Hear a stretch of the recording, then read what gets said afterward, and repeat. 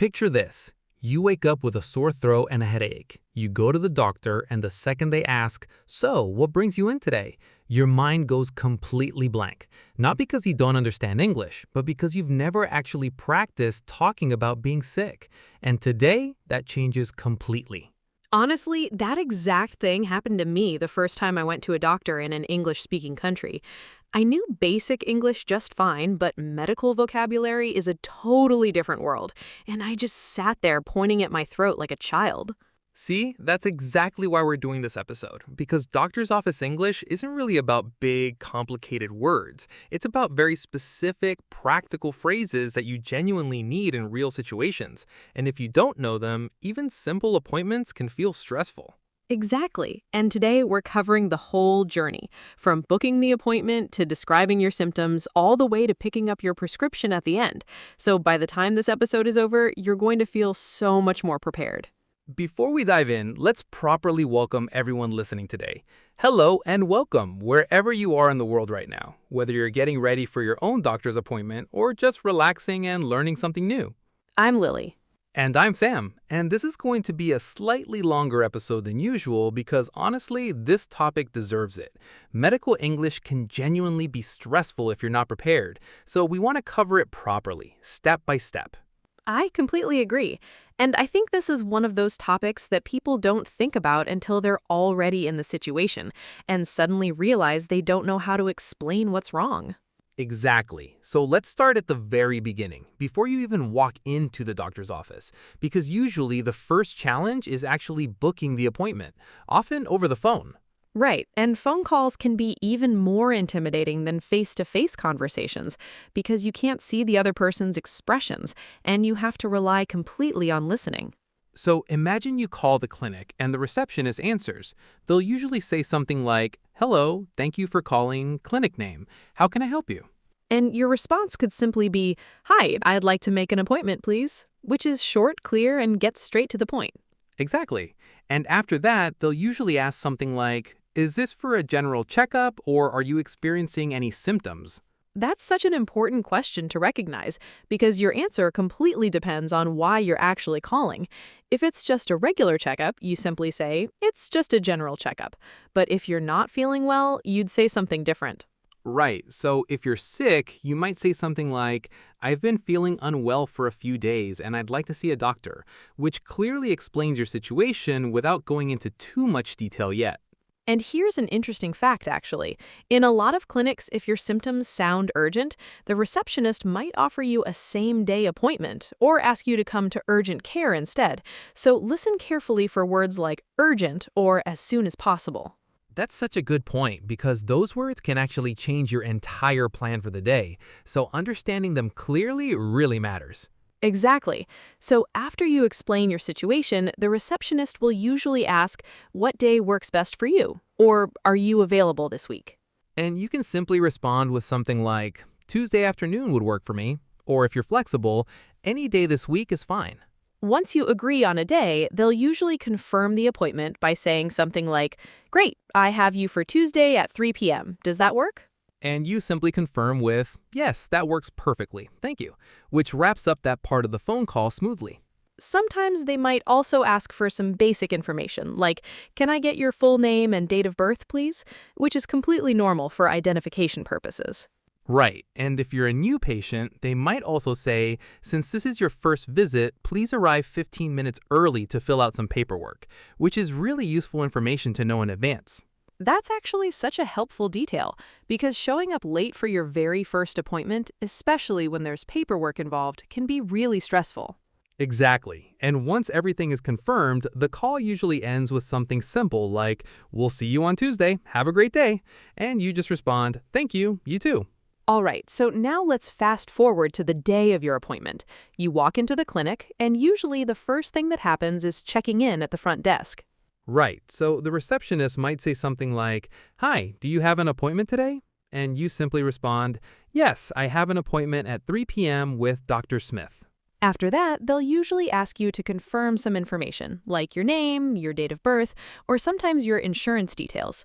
So a common question might be, "Can you confirm your date of birth for me?" And you simply answer with your birthday directly. Nothing complicated there. But here's an important tip. In English, dates are usually said as month, then day, then year, which can be a little confusing if you're used to a different format. That's such a good point because I've actually seen people get confused before, thinking the 3rd of April was being said as March 4th, simply because of that different date order. Exactly. So it's worth practicing saying your birth date out loud a few times in that specific format, just so it becomes automatic and you don't have to think about it in the moment. After confirming your information, they might also ask, have you been here before? And if it's your first time, you simply say, no, this is actually my first visit, which lets them know you might need to fill out new patient forms. Right, and if that's the case, they'll usually hand you a clipboard and say, please fill out this form and someone will call you shortly, which is your cue to sit down and complete the paperwork. And that paperwork itself often includes some vocabulary that can be confusing for beginners, like medical history, current medications, or allergies. So let's break those down a little. Great idea. So medical history basically means any health problems you've had in the past, like surgeries, chronic illnesses, or serious conditions, while current medications simply means anything you're taking right now, whether it's prescribed by a doctor or something over the counter. And allergies specifically refers to things that cause a negative physical reaction in your body. So this could be medications, foods, or even things like pollen or pet hair. That's such an important section to fill out carefully because allergies can actually be dangerous if a doctor accidentally prescribes something you're allergic to. So never skip that part even if you think it's not important. Absolutely. And once you've completed the form, you simply return it to the front desk.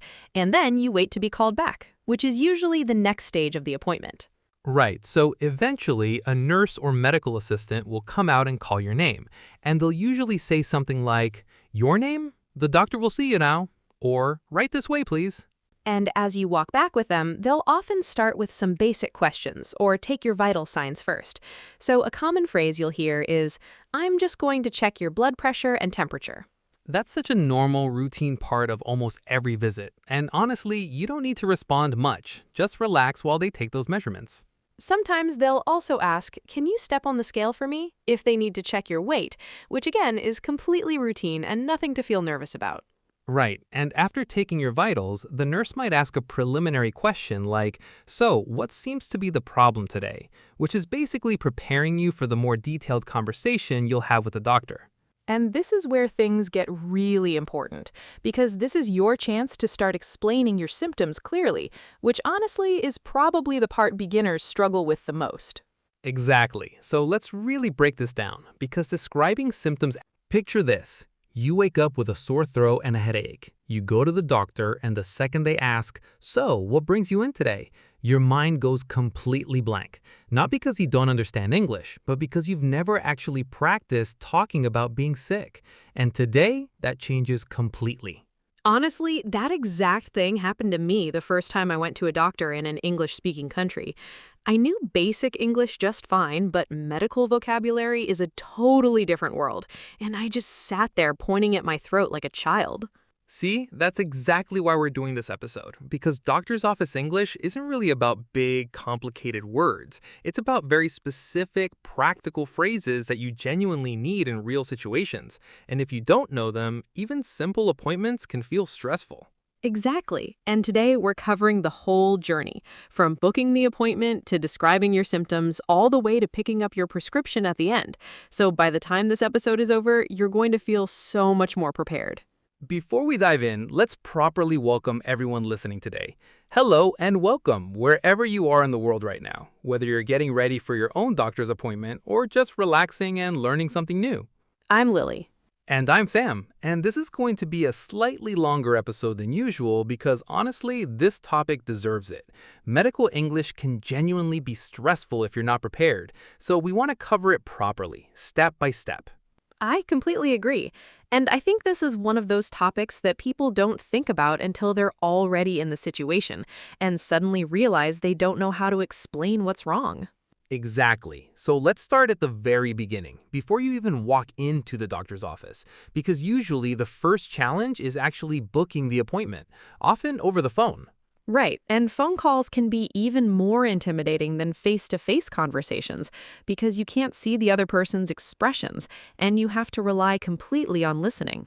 So imagine you call the clinic and the receptionist answers. They'll usually say something like, "Hello, thank you for calling clinic name. How can I help you?" And your response could simply be, "Hi, I'd like to make an appointment, please," which is short, clear, and gets straight to the point. Exactly. And after that, they'll usually ask something like, "Is this for a general checkup or are you experiencing any symptoms?" That's such an important question to recognize because your answer completely depends on why you're actually calling. If it's just a regular checkup, you simply say, "It's just a general checkup." But if you're not feeling well, you'd say something different. Right. So if you're sick, you might say something like, "I've been feeling unwell for a few days and I'd like to see a doctor," which clearly explains your situation without going into too much detail yet. And here's an interesting fact, actually. In a lot of clinics, if your symptoms sound urgent, the receptionist might offer you a same-day appointment or ask you to. Right, let's talk about breathing issues next, because this is honestly one of the areas where precise vocabulary really matters, since doctors need to understand exactly what's happening with your breathing to figure out how serious it might be. Exactly. So let's start with something really common, shortness of breath. And you'd simply say, "I've been feeling short of breath," or "I get out of breath really easily, even walking up the stairs." That phrase, "short of breath," is honestly one of the most important phrases in this entire episode, because it's such a common symptom and doctors take it very seriously. So it's worth memorizing exactly how to say it. Right, and if you're dealing with coughing, there are actually a few different ways to describe it, depending on what kind of cough you have. So let's break those down. So if it's a dry cough, meaning nothing comes up when you cough, you'd say, "I have a dry cough." But if it's the opposite and you're bringing something up, you'd say, "I have a productive cough," or more simply, "I'm coughing up mucus." That word productive, when it comes to coughing, honestly confuses a lot of beginners the first time they hear it, because in every other context, productive means getting things done efficiently. But here, it just means the cough is bringing something up. That's such a great point, and honestly, medical English is full of these little surprises where normal words suddenly have a completely different meaning in a clinical setting. Exactly. And doctors might also ask, is the mucus a certain color? Which sounds like a strange question at first, but colors like clear, yellow, or green can actually indicate different things medically. Right, so you'd simply answer with something like, "It's mostly clear," or "It's been more yellow the last couple of days," which gives really useful specific information. And if you're dealing with chest tightness or pain while breathing, you might say, "My chest feels tight," or "It hurts when I take a deep breath."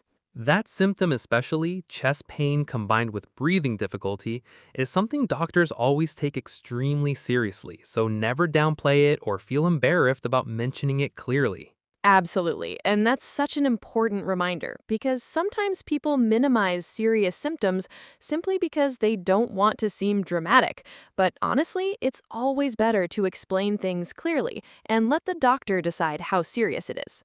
Exactly, and doctors are trained specifically to listen for these details, so giving them accurate information, even if it feels uncomfortable, genuinely helps them help you faster. All right, let's move on to another really common area, stomach and digestive issues, because this is another topic that comes up constantly in doctor's appointments. Right, so if you're dealing with stomach pain, a simple phrase would be, "I've had really bad stomach pain since last night." And if it's more specific, you could say, "The pain is around my lower abdomen," or "It's more towards my upper stomach." Those location words really matter too, because pain in different parts of your abdomen can indicate completely different issues, so being specific genuinely helps. Exactly, and if you're dealing with digestive issues like diarrhea or constipation, those words themselves are important to know too. So diarrhea simply means having loose, watery stools frequently, while constipation means having difficulty going to the bathroom or not going as often as usual. And you'd simply say something like, "I've had diarrhea for the past 2 days," or "I've been constipated for almost a week now," which are completely normal things to say to a doctor, even though they might feel a little embarrassing. Right. And again, doctors hear these exact phrases constantly, multiple times a day, honestly, so there's really no need to feel awkward or embarrassed bringing these things up. That's such an important reminder because I think a lot of people, especially beginners learning a new language, feel double the embarrassment, both about the symptom itself and about not knowing the right words to say it. Exactly, and that's honestly the whole purpose of this episode, removing that second layer of stress completely, so you can focus just on getting the help you need without worrying about the language part. All right, let's also quickly cover skin-related symptoms because rashes and skin issues are actually really common reasons people visit the doctor too. Right, so if you have a rash, you'd simply say, I've noticed a rash on my arm. And if it's itchy, you'd add, it's really itchy. Or if it's painful, it's a little painful when I touch it. Doctors might also ask, has it spread at all? Meaning, has it gotten bigger or appeared in new places? And you'd simply respond with, yes, it's spread to my other arm, or no, it's stayed in the same spot. That word spread is such a useful one to know specifically in medical contexts because it comes up not just with rashes, but with pain, swelling, and even infections in general. Exactly. And speaking of swelling, that's another really common symptom. So you'd say, my ankle is really swollen, or there's some swelling around the area. Right, and if you're describing an injury specifically, like a sprain or a fall, you might say, I twisted my ankle yesterday, or I fell and hurt my wrist, which gives clear context for how the injury happened. That context piece is honestly so important because doctors often ask, how did this happen? And having a clear, simple way to explain the situation really helps move the conversation along smoothly. Exactly, and your answer doesn't need to be complicated at all. Something simple like, I was walking down the stairs and I missed a step, is completely enough information for a doctor to understand the situation. All right, now let's shift a little and talk about something equally important, how doctors typically respond after hearing your symptoms, because recognizing their language is just as important as expressing your own clearly. That's such a great point because honestly, this conversation is a two-way street, and understanding what the doctor says back to you is just as crucial as explaining your symptoms clearly in the first place. Right. So after you've described everything, the doctor will often say something like, all right, let me take a look, which simply means they're about to physically examine you. And during the examination, you'll often hear specific instructions like, can you take a deep breath for me? Or does it hurt when I press here? For that second one, you simply respond with something like, yes, that's really tender, or no, that doesn't hurt at all. And that word tender specifically means sensitive or painful to touch. That's such a useful word to know because doctors use it constantly during physical examinations, and it's a lot more natural than just saying it hurts every single time. Exactly. And sometimes they'll ask you to do simple physical actions too, like, can you open your mouth and say, ah, for me, which is such a classic phrase that almost everyone recognizes, even in movies. Right, that one's honestly become almost a universal joke about doctor's visits, but it's genuinely a real, common instruction during throat examinations. They might also say things like, I'm going to listen to your heart and lungs now, right before using a stethoscope, and you simply need to breathe normally and stay still during that part. Exactly, and after the examination, the doctor will usually explain what they think is happening, often starting with a phrase like, based on your symptoms, it looks like you have, followed by whatever the diagnosis might be. And that word diagnosis is honestly one of the most important medical words to understand because it simply means the doctor's official explanation of what's wrong with you. Right, and depending on the diagnosis, the doctor might say something reassuring like, it's nothing serious, but let's treat it just to be safe. Or in a more concerning case, I'd like to run some additional tests to be sure. That phrase, run some tests, is really important to recognize too, because it usually means they want a blood test, urine sample, or maybe even imaging like an X-ray, depending on your symptoms. Exactly, and if they do want tests, they'll usually explain the process simply, like, we're going to draw some blood to check a few things, or let's get an X-ray of your chest just to rule out anything serious.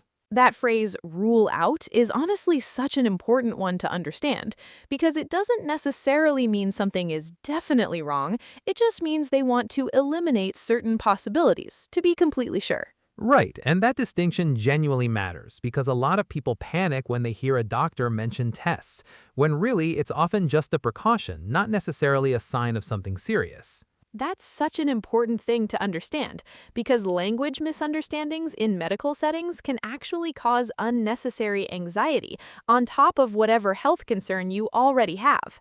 Exactly, and that's honestly one of the biggest reasons we wanted to make this episode so detailed, because medical English isn't just about vocabulary, it directly affects how calm or anxious you feel during these situations. Absolutely.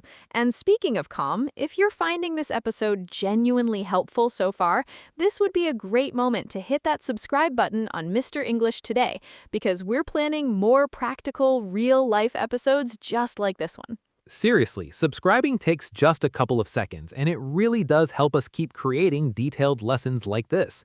So thank you if you've already done that. All right, let's continue now with something that comes up in almost every single doctor's visit eventually, talking about medications and prescriptions, because this is honestly where a lot of important details happen.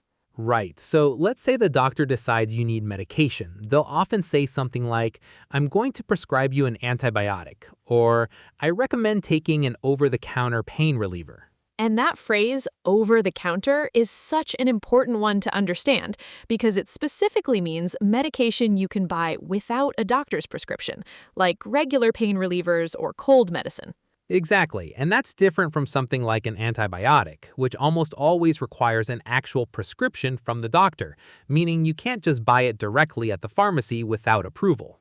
Right, and once the doctor decides on your medication, they'll usually explain exactly how to take it, often saying something like, take 1 tablet twice a day with food. That instruction pattern, take, amount, how often, with exactly. So let's say you walk up to the pharmacy counter and they say, hi, do you have a prescription to drop off? And you simply respond, yes, here it is. Or nowadays, often it's already sent electronically, so you might just say, my doctor said it would be sent over under your name. They'll ask for your date of birth to pull it up, and then usually say something like, this'll be ready in about 20 minutes, or it's already ready, you can wait right here. A useful phrase there is simply, okay, thank you, I'll wait.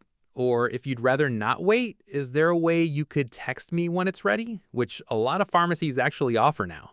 Once it's ready, they'll call your name and go over the details again, usually starting with something like, all right, this is medication name, take 1 pill twice daily, which repeats what the doctor already told you, giving you a second chance to make sure you understood correctly. They'll also ask, do you have any questions about how to take this? Which is the perfect moment to clarify anything, using phrases like, should I take this with food? Or what should I do if I miss a dose? Their answer is usually something like, if you miss a dose, just take it as soon as you remember, but don't double up. And they'll often mention side effects too, saying, this might cause some drowsiness, or you might feel a little nauseous at first, but that usually goes away. If a side effect genuinely worries you, a useful phrase is, should I be concerned if I notice this? Or at what point should I call the doctor? Which helps you tell the difference between a normal side effect and something more serious. Once everything's explained, they usually finish with, all right, you're all set, have a great day. And you simply respond, thank you so much, you too. Now, let's talk about something that comes up in almost every visit, insurance and payment, because this part can honestly be confusing even for native speakers. Right. So they might ask, do you have insurance? And you respond with, yes, here's my insurance card. Or, no, I'll be paying out of pocket, meaning you're covering the full cost yourself.